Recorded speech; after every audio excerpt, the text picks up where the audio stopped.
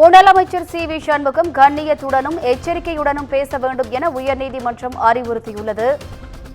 CV. சண்முகத்தின் பேச்சு முதலமைச்சரின் பெயருக்கும் புகழுக்கும் களங்கம் ஏற்படுத்தும் வகையில் உள்ளதாக வழக்கு தொடரப்பட்ட நிலையில் முன்னாள் அமைச்சர் சி.வி. சண்முகம் கண்ணியத்துடனும் எச்சரிக்கையுடனும் பேச வேண்டும் என உயர்நீதிமன்றம் அறிவுறுத்தியுள்ளது. அது தொடர்பான முக்கிய செய்தியை தற்போது பார்த்துக் கொண்டிருக்கிறோம்.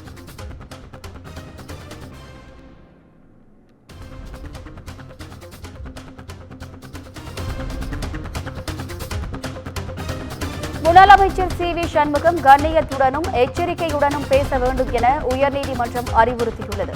சி.வி. சண்முகத்தின் பேச்சு முதலமைச்சரின் பெயருக்கும் புகழுக்கும் களங்கம் ஏற்படுத்தும் வகையில் உள்ளதாக வழக்கு தொடரப்பட்ட நிலையில் உயர்நீதிமன்றம் தற்போது அறிவுறுத்தியுள்ளது. இது தொடர்பான கூடுதல் விவரங்களை தலைமைச் செய்தியாளர் சிவா வழங்க கேட்கலாம். வணக்கம் சிவா, கூடுதல் விவரங்கள் என்ன? வினிதா, ஆளும் கட்சியை விமர்சிக்கும் போது கண்ணியத்துடனும் எச்சரிக்கையுடனும் பேச வேண்டும் என அதிமுகவின் முன்னாள் அமைச்சரும் தற்போதைய மாநிலங்களவை உறுப்பினருமான சி.வி. சண்முகத்திற்கு சென்னை உயர்நீதிமன்றம் அறிவுறுத்தியிருக்கிறது. விழுப்புரம் மாவட்டம் சோழியனூரில் கடந்த 2023ஆம் ஆண்டு செப்டம்பர் மாதம் நடைபெற்ற ஒரு கண்டன பொதுக்கூட்டத்தில் பேசிய அதிமுக முன்னாள் அமைச்சரும் மாநிலங்களவை உறுப்பினருமான சி.வி. சண்முகம், உங்களுடைய பணம் உங்களுடைய தாலியை அறுத்து உங்கள் வீட்டில் இருக்கிற சாமான்களை அடமானம் வைத்து டாஸ்மாகிலே குடித்து அந்த வருமானத்தில் மட்டும் 50,000 கோடி ரூபாய் இந்த ஸ்டாலினுக்கு கிடைக்கிறது என்று ஒரு வார்த்தையை அவர் பேசியிருக்கிறார்.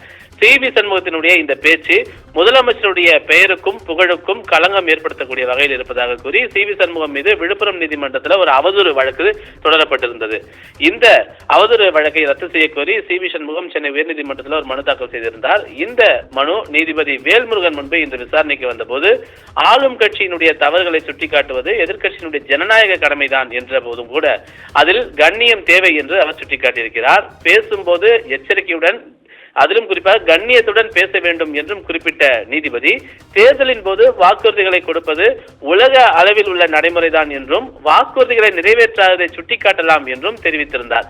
அது மட்டுமில்லாமல் மனுதாரர் தரப்பில் சி.வி. சண்முகம் சாதாரண ஒரு நபர் அல்ல என்றும், சட்டம் படித்தவர், முன்னாள் அமைச்சர், அவர் இவ்வாறு பேசக்கூடாது என்றும் பொறுப்போடு பேச வேண்டும் என்று தெரிவித்திருந்த நீதிபதி, அந்த காலம் போல இப்போது இல்லை என்றும் அடுத்த தலைமுறையினர் பார்த்து கொண்டிருக்கிறார்கள், தலைமுறை மாறிவிட்டது, நாம் பேசும் வார்த்தைகளில் அதிக கவனம் தேவை என்றும் அவர் குறிப்பிட்டிருந்தார். இதனை அடுத்து அரசு தரப்பில் ஆஜரான வழக்கறிஞர், மனுதாரர் இதுபோல பேசுவது முதல் முறை அல்ல என்றும் 3 வழக்குகள் இது சம்பந்தமாக உள்ளதாகவும் இது சம்பந்தமாக மனுக்கள் ஏற்கனவே தாக்கல் செய்யப்பட்டு உள்ளதாகவும் சுட்டிக்காட்டியிருக்கிறார். இதனை அடுத்து அனைத்து வழக்குகளையும் சேர்த்து விசாரித்து உத்தரவு பிறப்பிப்பதாக குறிப்பிட்ட நீதிபதி இந்த வழக்கின் மீதான விசாரணையை நவம்பர் 22ஆம் தேதிக்கு தற்போது ஒத்திவைத்திருக்கிறார். வினிதா, கூடுதல் விவரங்களுக்கு நன்றி சிவா.